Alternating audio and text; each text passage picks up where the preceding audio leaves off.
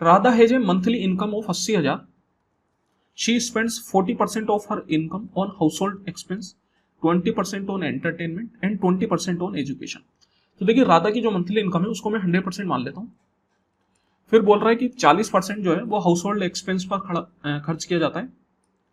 तो हाउस होल्ड एक्सपेंस पर 40%, एंटरटेनमेंट पर 20% और एजुकेशन पर भी 20%.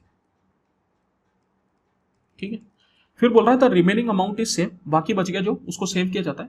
तो ये टोटल कितना हो गया 40 20 60, 60 20 80. दैट मीन्स कि 20% रह गया. इसका मतलब जो सेविंग है वो है 20%. 100 माइनस 80 अगर आप करेंगे तो 20 आ जाएगा.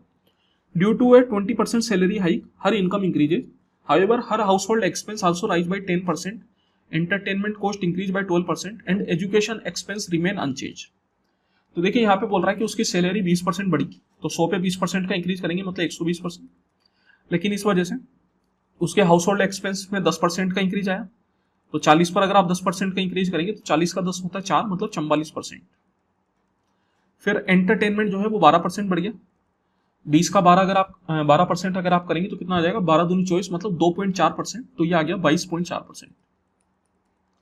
और एजुकेशन एक्सपेंस जो है वो सेम रहे, दैट मीन्स कि वो 20% ही रहे. Radha decide to save any left over income after adjusting the changes, what is the percent increase in Radha saving. तो देखिए बोला जा रहा है कि राधा ने डिसाइड किया कि जो बाकी जो भी बचा उसको वो सेव करेगी. तो कितना बचा यहाँ पे अगर आप ऐड करेंगे तो ये आपके पास आ गया 0.4 और 4 2 6, फिर 2 2 4 4 4 8, 86.4% आ गया.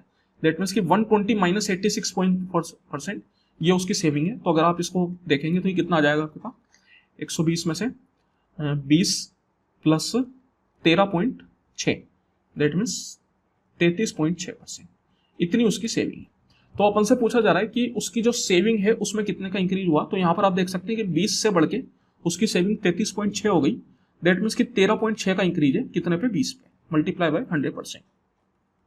तो 20 से काटेंगे 5 बार में, ये 5 है 30 की 0, 3 कैरी चला गया, 13 पंजे 65 और 3 68. दैट मीन्स कि ओवरऑल 68% का इंक्रीज है पिछले वाले उसके कंपैरिजन में. Option number B.